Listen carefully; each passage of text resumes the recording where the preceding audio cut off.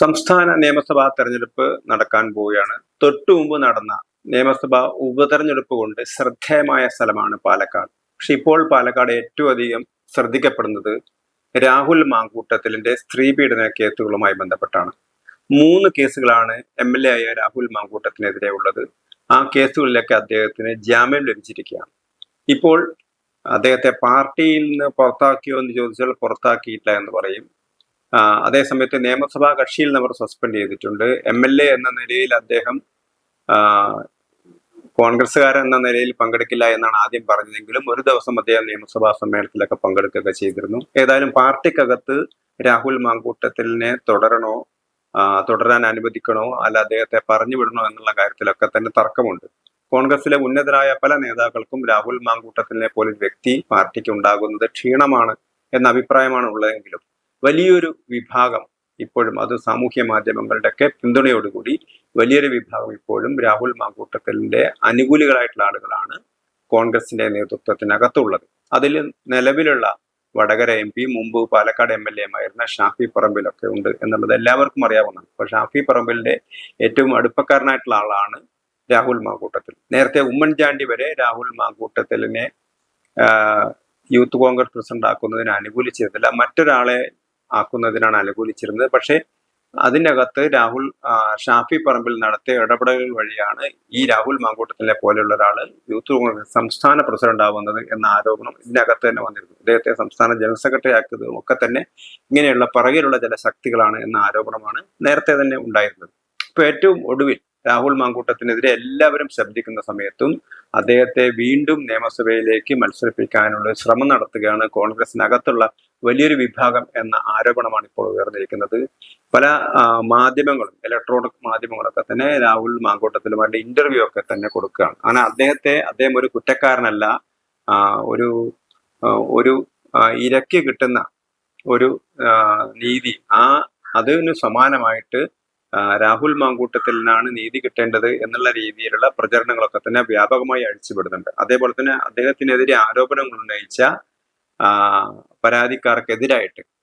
അവർക്കെതിരായിട്ടുള്ള വ്യാപകമായ സാമൂഹ്യ മാധ്യമങ്ങളിലൂടെയുള്ള പ്രചരണങ്ങളും നടക്കുന്നുണ്ട്. അപ്പൊ അതിനർത്ഥം രാഹുൽ മാങ്കൂട്ടത്തിൽ വീണ്ടും ഒരു മത്സരത്തിന് പാലക്കാട് തയ്യാറെടുക്കുന്നു എന്നുള്ളതാണ്. അപ്പൊ അദ്ദേഹം പത്തനംതിട്ടയിലെ അടൂർ സ്വദേശിയാണ്. യൂത്ത് കോൺഗ്രസിന്റെ സംസ്ഥാന പ്രസിഡന്റ് എന്ന നിലയിലാണ് തന്റെ സ്വന്തം നാടായ പത്തനംതിട്ട ഉപേക്ഷിച്ചുകൊണ്ട്, അല്ലെങ്കിൽ പത്തനംതിട്ടയിൽ മത്സരിക്കാതെ ഉപതെരഞ്ഞെടുപ്പിൽ അദ്ദേഹം ഇവിടെ പാലക്കാട് മത്സരിക്കുന്നത്. അപ്പം പാലക്കാട് മത്സരിക്കുന്നത് തന്നെ നേരത്തെ പാലക്കാട് MLA ആയിരുന്ന ഷാഫി പറമ്പിൽ വടകരയിൽ നിന്ന് ലോക്സഭയിലേക്ക് ജയിച്ചത് കൊണ്ടാണ്. അപ്പൊ നേരത്തെ ഷാഫി പറമ്പിൽ കിട്ടിയതിനേക്കാൾ വലിയ ഭൂരിപക്ഷമാണ് രാഹുൽ മാങ്കൂട്ടത്തിലിന് കിട്ടിയിരുന്നത്. ഇപ്പൊ എന്തുകൊണ്ടും ഒരു കോൺഗ്രസ് അനുകൂലമായ മണ്ഡലമാണ് പാലക്കാട് എന്നുള്ളത് എല്ലാവർക്കും അറിയാവുന്ന കാര്യമാണ്. പക്ഷെ BJPക്കും വളരെ സാധ്യതയുള്ള മണ്ഡലമാണ്. അതേപോലെ തന്നെ ഇടതുപക്ഷത്തിനും നല്ല സ്വാധീനമുള്ള മണ്ഡലമാണ്. 2006-ലും അതിനു മുമ്പ് 96-ലുമാണ് ഇടതുപക്ഷം പാലക്കാട് നിന്ന് ജയിച്ചത്.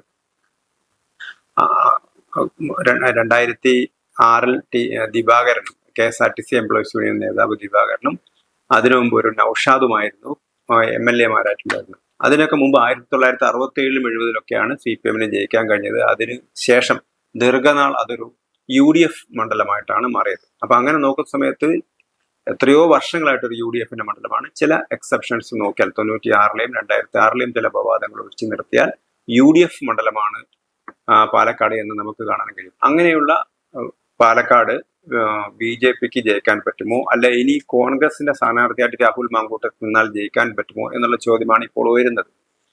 LDF-നെ സംബന്ധിച്ചിടത്തോളം LDF ജയിക്കുമെന്ന പ്രതീക്ഷ അവർക്കില്ല. അവർ 3-ാം സ്ഥാനത്താണ്. തദ്ദേശ സ്വയംഭരണ തെരഞ്ഞെടുപ്പിലും അവർ 3-ാം സ്ഥാനത്താണ്. BJP ആണെങ്കിൽ പാലക്കാട് നഗരത്തിൽ BJPക്ക് വലിയ സ്വാധീനമുണ്ടെങ്കിലും തൊട്ടടുത്ത പിരായിരി, മാത്തൂർ, അങ്ങനെ കണ്ണാടി പഞ്ചായത്തുകളൊന്നും തന്നെ BJP അത്ര ശക്തമല്ല. അങ്ങനെ പഞ്ചായത്തുകളിൽ നിന്ന് കിട്ടുന്ന വോട്ടിന്റെ ഒരു അടിസ്ഥാനത്തിലാണ് കോൺഗ്രസ് ജയിക്കുന്നത് എന്നുള്ളത് എല്ലാവർക്കും അറിയാവുന്നതാണ്. അപ്പൊ എന്ത് തന്നെ ആയാലും കോൺഗ്രസിനകത്തും അതുപോലെ തന്നെ നമ്മുടെ സമൂഹത്തിലും തന്നെ വലിയൊരു ഭിന്നത ഉണ്ടാക്കുന്ന രീതിയിലുള്ള, അല്ലെങ്കിൽ വലിയൊരു അഭിപ്രായ വ്യത്യാസം ഉണ്ടാക്കുന്ന രീതിയിലുള്ള, വലിയൊരു ചർച്ച ഉണ്ടാക്കുന്ന രീതിയിലുള്ള സംഭവവികാസങ്ങളാണ് ഇപ്പോൾ പാലക്കാട് രാഹുൽ മാങ്കൂട്ടത്തിനെ തിരികെ കോൺഗ്രസിന്റെ സ്ഥാനാർത്ഥിയായിട്ട് കൊണ്ടുവരിക എന്നുള്ളത്. കാരണം എന്ത് തന്നെയായാലും അദ്ദേഹത്തിന് കേസിനകത്ത് ശിക്ഷിച്ചോ ഇല്ലയോ എന്നുള്ളതല്ല, അദ്ദേഹത്തിന് എതിരെ ഉയർന്നിരിക്കുന്ന ആരോപണങ്ങളൊക്കെ തന്നെ വളരെ ഗുരുതരമായ ആരോപണങ്ങളാണ്.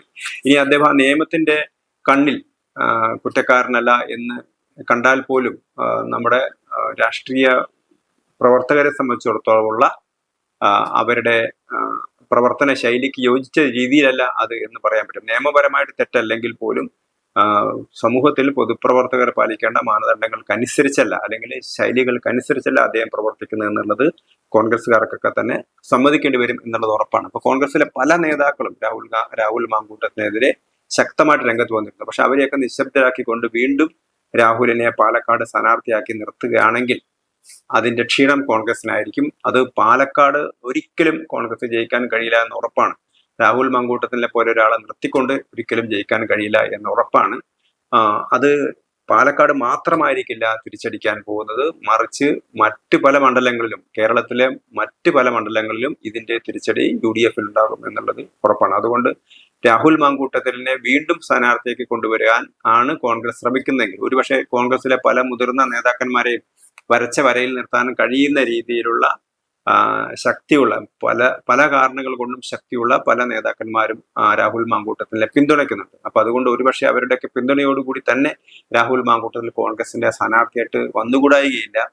അദ്ദേഹത്തിന്റെ അഭിമുഖമൊക്കെ ഇപ്പൊ പ്രസിദ്ധീകരിക്കുന്നത് ഈ ഒരു അന്തരീക്ഷം കളമൊരുക്കലാണ് എന്നുള്ളൊരു അഭിപ്രായം പൊതുവെ ഉയർന്നു വന്നിട്ടുണ്ട്. അതേപോലെ തന്നെ അയാൾക്കെതിരെ പരാതി വന്ന ആളുകളെയൊക്കെ തന്നെ ഒന്നുകിൽ വരച്ച വരയിൽ നിർത്തുന്നു, അവർക്കെതിരെ പ്രചരണം നടത്തുന്നു, അല്ലെങ്കിൽ അവരെ സ്വാധീനിക്കാൻ ശ്രമിക്കുന്നു. അപ്പൊ ഇങ്ങനെയൊക്കെ നടക്കുന്നുണ്ട്. അപ്പൊ അതുകൊണ്ട് തന്നെ രാഹുൽ മാങ്കൂട്ടത്തിൽ വീണ്ടും സ്ഥാനാർത്ഥിയായിട്ട് വരാനുള്ള ഒരു സാധ്യത തെളിയാണ്. നമുക്കറിയാം, കഴിഞ്ഞ നിയമസഭാ തെരഞ്ഞെടുപ്പിൽ ഷാഫി പറമ്പിൽ ജയിച്ചത് വലിയ ഭൂരിപക്ഷത്തിലൊന്നും ആയിരുന്നില്ല. കാരണം നല്ല വോട്ടാണ്, 50,000-ഓളം വോട്ടാണ് അന്ന് BJP സ്ഥാനാർത്ഥിയായ ടെക്നോക്രാറ്റ് ശ്രീധരൻ പിടിച്ചത്.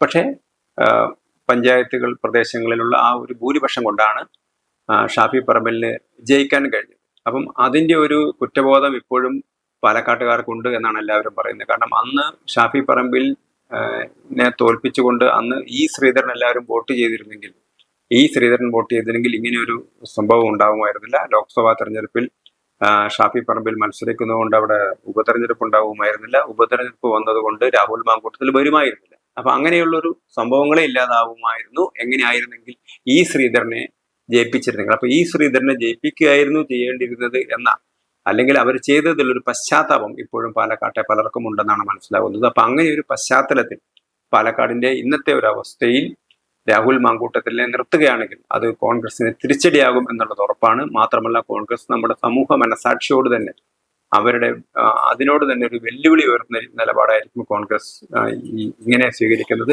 അതുകൊണ്ട് തന്നെ പാലക്കാട് ഇനി അഥവാ വിജയ സാധ്യതയുണ്ടെന്ന് കരുതിയിട്ടാണെങ്കിൽ പോലും രാഹുൽ മാങ്കൂട്ടത്തിനെ നിർത്തുന്നത് കോൺഗ്രസിനെ സംബന്ധിച്ചിടത്തോളം ആത്മഹത്യാപരമായിരിക്കും. അത് പാലക്കാട് മാത്രമല്ല, മറ്റ് പല സ്ഥലങ്ങളിലും കോൺഗ്രസിനും UDF-നും അത് വലിയ തിരിച്ചടി ഉണ്ടാക്കും എന്നുള്ളത് ഉറപ്പാണ്.